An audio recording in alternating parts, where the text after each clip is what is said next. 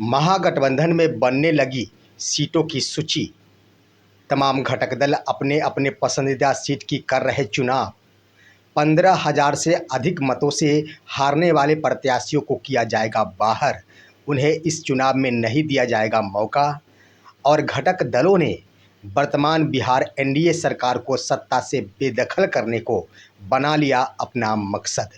नमस्कार दोस्तों, बिहार की राजनीतिक खबर के साथ एक बार फिर से आपका दोस्त एसके चौधरी।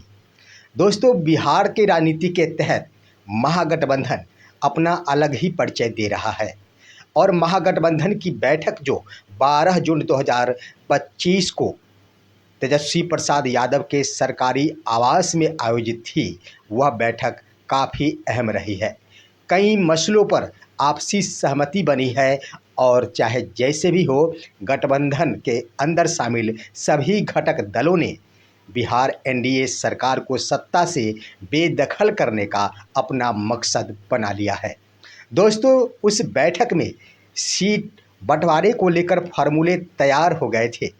हालांकि उसकी औपचारिक घोषणा नहीं हुई है, लेकिन अंदर खाने रणनीति सब कुछ बन चुकी है, सिर्फ ऐलान बाकी रह गया है। उसी के तहत सीट बंटवारे को लेकर सीटों की सूची भी सौंपने को कहा गया है उस शिष्टमंडल के अध्यक्ष के, यानी समन्वय समिति के अध्यक्ष तेजस्वी प्रसाद यादव के समक्ष। दोस्तों, आखिर घटक दलों के द्वारा कौन कौन से सीटों का चुनाव किया जा रहा है, वो कौन कौन से सीट है जो अब घटक दल नहीं अपने पास रखना चाहते और नए सीट अपने खेमे में लेना चाहते हैं, आइए इस पर हम विस्तार पूर्वक चर्चा करते हैं। लेकिन इससे पहले अगर आपने अभी तक हमारे इस चैनल शौर्या हिंदी न्यूज़ को अभी तक सब्सक्राइब नहीं किए हैं तो कृपया अभी सब्सक्राइब कर लेंगे। दोस्तों, आप सभी को मालूम है कि 12 जून 2025 को महागठबंधन की बैठक आयोजित थी और वह बैठक काफ़ी अहम इसलिए मानी जाती है कि उस बैठक के दरमियान ही महागठबंधन के तमाम घटक दलों के द्वारा यह सहमति जता दी गई है कि आखिर सीटों के बंटवारे को लेकर जो भी फॉर्मूला तय किया गया है उस पर वो खरे उतरेंगे। हम सबसे पहले आपके समक्ष ये बातें बता दूं कि उस बैठक में आखिर क्या क्या रणनीति बनाई गई है, जिस रणनीति के तहत वर्तमान सत्ता दल को, वर्तमान सरकार को बेदखल किया जा सकता है।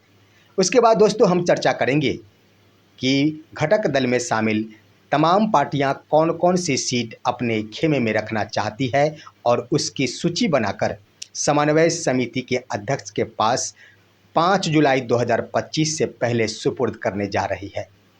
दोस्तों, सबसे पहले आइए कि समन्वय समिति की जो बैठक हुई थी उसमें सबसे बड़ा ये फैसला लिया गया कि वर्तमान सत्ता दल यानी वर्तमान सरकार को सत्ता से बेदखल करना हमारा गठबंधन का प्रमुख मकसद रहेगा और इस पर सभी घटक दलों के शीर्ष नेताओं ने सहमति जता दी है और जो भी रणनीति अपनाई जाएगी वह वर्तमान सरकार को सत्ता से बेदखल करने के लिए ही अपनाई जाएगी। दूसरी बड़ी बात दोस्तों कि इसमें फैसला लिया गया था कि लघु साझा कार्यक्रम का आयोजन किया जाएगा। वह पंचायत से लेकर प्रदेश स्तर तक का कार्यक्रम होगा, यानी पंचायत में भी अगर कार्यक्रम होंगे तो वो महागठबंधन के ही कार्यक्रम होंगे। प्रखंड में, जिला में, राज्य में जो भी आयोजन किया जाएगा वह समन्वय समिति के अध्यक्षता में महागठबंधन का आयोजन होगा और उस कार्यक्रम के तहत वर्तमान सरकार की नाकामियों को आम जनता के बीच प्रस्तुत किया जाएगा कि सरकार की विफलता कहाँ कहाँ है और आम जनता कहाँ पर अपने आप को शोषित महसूस किए हैं। दोस्तों, उस बैठक में आगे फैसला ये भी लिया गया था कि किसी भी पार्टी का अगर कोई कार्यक्रम होगा तो वह महागठबंधन का कार्यक्रम माना जाएगा। यह बड़ी बात दोस्तों, कोई भी पार्टी यह नहीं कह सकेगी कि यह मेरा अपना कार्यक्रम है। कोई भी पार्टी अगर कार्यक्रम का आयोजन करती है, चाहे छोटी ही कार्यक्रम क्यों न हो, वह महागठबंधन का कार्यक्रम, महागठबंधन का सभा माना जाएगा। दोस्तों, बड़ा फैसला लिया गया कि 2020 का ही फॉर्मूला रहेगा सीट बंटवारे को लेकर, जिसके तहत हमने बता दिया पिछले वीडियो में कि सूत्र के अनुसार जो खबर प्राप्त हो रही है उसके अनुसार 140 सीटों पर ही आरजेडी चुनाव लड़ेंगी, इससे ज़्यादा सीटों पर नहीं। कांग्रेस के खातों में 50 से 55 सीटें दी गई है। उसके बाद लेफ्ट के अंदर 30 से 35 सीटें और वीआईपी सुप्रीमो मुकेश सहनी को 12 से 20 सीटें देने की अंदर खाने सहमति बनी है। उसके बाद दोस्तों वो फैसला लिया गया था कि 15,000 मतों से जो उम्मीदवार पिछले विधानसभा चुनाव 2020 में हार गए थे उन्हें इस बार मौका नहीं दिया जाएगा। ऐसे प्रत्याशियों को बदला जाएगा, यहाँ पर दूसरे प्रत्याशी खड़े किए जाएंगे। तो दोस्तों यहाँ पर आइए बातें करते हैं, बड़ा फैसला हो गया। सबसे पहले बातें कर लेते हैं कि 15,000 मतों से जिन प्रत्याशियों ने अपनी हार आम जनता के बीच पेश कर दी थी उन प्रत्याशियों को इस बार मौका नहीं मिलेगा। लेकिन बड़ी बात दोस्तों कि इससे दो बातें स्पष्ट हो गई। एक तो जो उम्मीदवार जीत हासिल कर चुके हैं, महागठबंधन के अंदर जो भी उम्मीदवार है वर्तमान में विधायक हैं, उनकी सीट नहीं काटी जाएगी, यह तय हो गया है। उसके बाद बड़ा फैसला लिया गया कि 15,000 से कम मतों से जिनकी हार हुई है, जो 15,000 से ज़्यादा मतों से हार गए उनका तो पत्ता कटना साफ हो गया, लेकिन 15,000 मतों से कम जिनकी हार हुई है वो उम्मीदवार के रूप में बने रहेंगे। ऐसे में बड़ा फैसला लिया गया है और उम्मीदवारों में एक बड़ा जोश जग गया है। जो थोड़े से परिश्रम के कारण या फिर थोड़े से मेहनत के कारण उस चुनाव को अपने हाथों से गंवा दिए थे, उनके लिए एक मौका महागठबंधन ने अवश्य दी है। आइए दोस्तों हम बातें करते हैं कि सीटों की सूची सौंपी जाएगी समन्वय समिति के अध्यक्ष के पास और तमाम घटक दलों को उस बैठक में ही यह कह दिया गया कि आप सभी अपने अपने पसंदीदा सीट की सूची तैयार करें और 5 जुलाई 2025 से पहले समन्वय समिति के अध्यक्ष के पास इसे सुपुर्द कर दे। समन्वय समिति इन सीटों पर विचार करेगी। तो स्पष्ट हो गया दोस्तों कि सीट किसे कितनी सीट दी जाएगी, ये तो खुलासा हो गया। तभी तो अब सीटों की सूची का नाम देने की बात कही गई है। तो यहाँ पर हम आपको बता दें कि आखिर घटक दल में प्रमुख रूप से अभी वर्तमान में आरजेडी, कांग्रेस, वीआईपी और लेफ्ट की 3 पार्टियां शामिल है। तीनों पार्टियों में लेफ्ट के एक ही माना जाता है, बाद बाकी कांग्रेस और वीआईपी है। पशुपति कुमार पारस का भी महागठबंधन में शामिल होना तय माना जा रहा है, उनके लिए भी सीट सुरक्षित है। दोस्तों आइए हम बात करते हैं कांग्रेस आखिर कौन कौन सी सीटों की चुनाव करेगी। दोस्तों कांग्रेस के नेता मदन मोहन झा और बिहार कांग्रेस प्रभारी कृष्णा अल्लावरू के द्वारा भी स्पष्ट कर दिया गया है कि इस बार कांग्रेस भले ही कम सीटों पर चुनाव लड़े, लेकिन वैसे सीटों पर वो चुनाव लड़ेगी जहां से जीतना संभव है।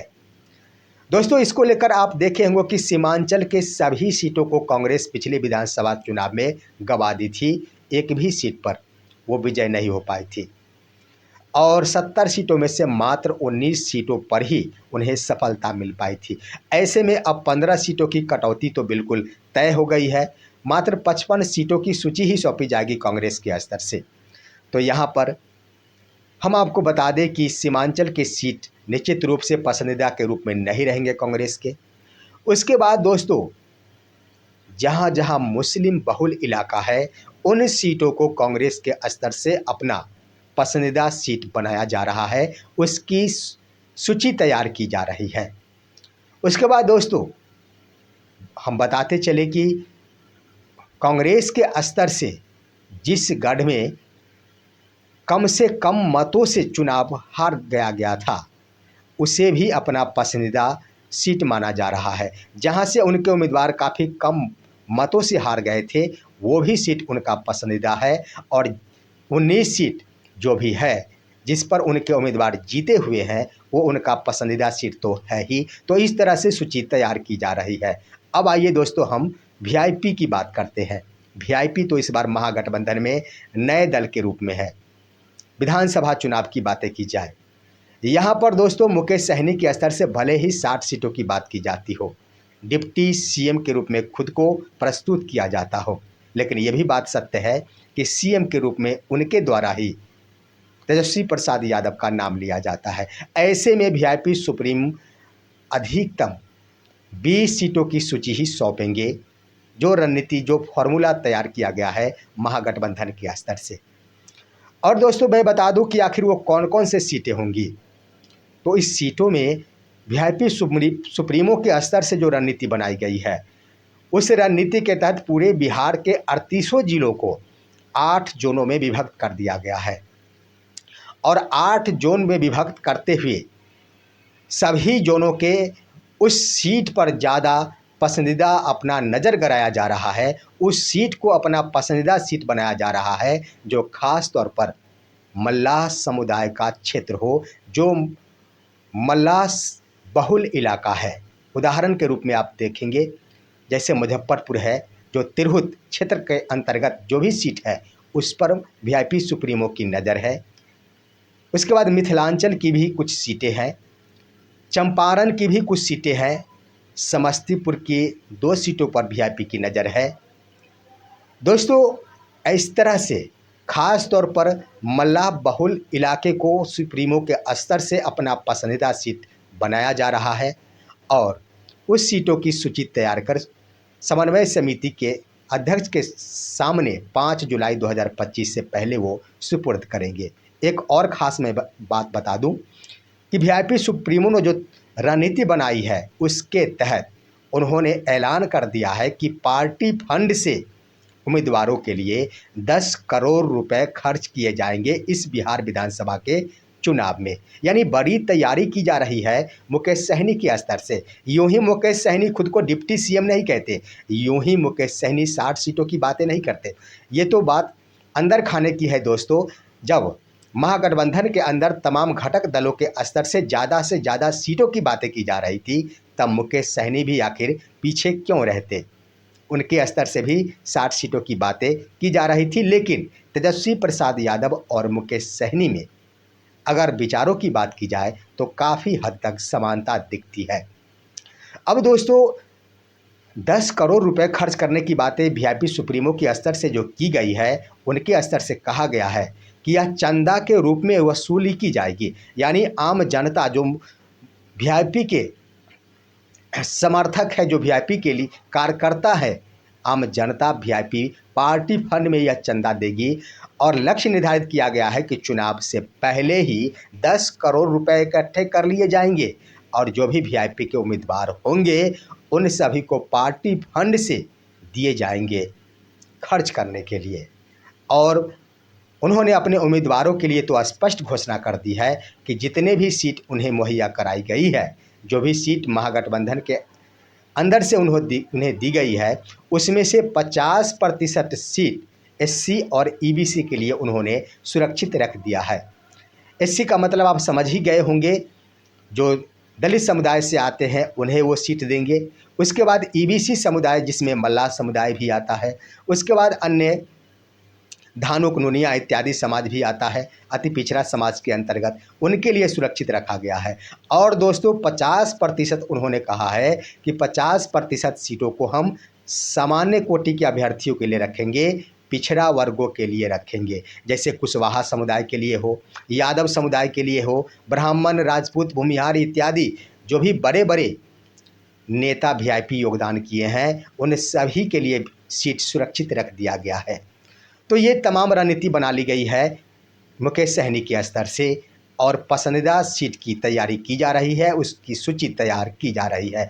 अब आइए दोस्तों लेफ्ट की बातें करते हैं। लेफ्ट के स्तर से भी अपना अपना पसंदीदा सीट का चुनाव किया जा रहा है। सबसे पहले हम आपको बता दें कि अभी वर्तमान में 16, 12 और 4 16 और 2 18 सीट हैं जो कि लेफ्ट के अंदर में है। इन तमाम सीटों को तो अपना पसंदीदा सीट लेफ्ट बनाई ही है। उसके बाद लेफ्ट के अंदर से भी यही रणनीति बनाई जा रही है, जो खास तौर पर जहां लेफ्ट के कार्यकर्ता हैं और लेफ्ट के कार्यकर्ता के रूप में माना जाता है कि वो अडिग होते हैं, अजर होते हैं, अमर होते हैं, वो बदलते नहीं हैं, मरते दम तक अपनी पार्टी का ही समर्थन करते हैं। कटिहार हो, किशनगंज हो, ये तमाम क्षेत्र वहाँ से उनको सफलता भी मिली थी। वो तमाम क्षेत्र उनका गढ़ माना जाता है। ऐसे सीटों को वो अपने पसंदीदा के रूप में रख रहे हैं। उसके बाद देख लिया जाए काराकाट का वो क्षेत्र, वो भी लेफ्ट के अंदर का है, उसे भी पसंदीदा के रूप में माना जा रहा है। सिवान के कुछ ऐसे सीट है दोस्तों, उसे भी सिवान पूर्णिया की जो भी सीट है उसे भी पसंदीदा के रूप में अपनाया जा रहा है। तो इस तरह से महागठबंधन के अंदर जो भी घटक दल है वो अपने अपने सीटों की सूची तैयार कर रही है। सीटों का बंटवारा हो चुका है, उसका फार्मूला तैयार कर दिया गया है। अब यह सूची 5 जुलाई से पहले सुपुर्द कर दी जाएगी। उसके बाद इस पर विचारोपरांत मंथन करने के बाद फाइनल और अंतिम रूप से तमाम घटक दलों को यह सीट दे दिया जाएगा। इसके बाद दोस्तों रणनीति बनाई गई है कि 9 जुलाई 2025 को ट्रेड यूनियन का जो बंदी है, उस बंदी को महागठबंधन के तमाम घटक दल मिलकर 100% सफल बनाएंगे और इसी दिन से महागठबंधन की एकजुटता सामने उभर कर आएगी और बिहार की जनता देखेगी कि आखिर महागठबंधन में कितनी ताकत है, महागठबंधन के पास कितना समर्थन है। दोस्तों ये थी आज की राजनीतिक खबर। आप सभी हमारे इस वीडियो को लाइक कीजिए, अन्य दोस्तों के पास शेयर कीजिए और अब दीजिए अपने दोस्त एसके चौधरी को इजाज़त। हम फिर मिलेंगे आपसे अगले वीडियो में, तब तक के लिए नमस्कार।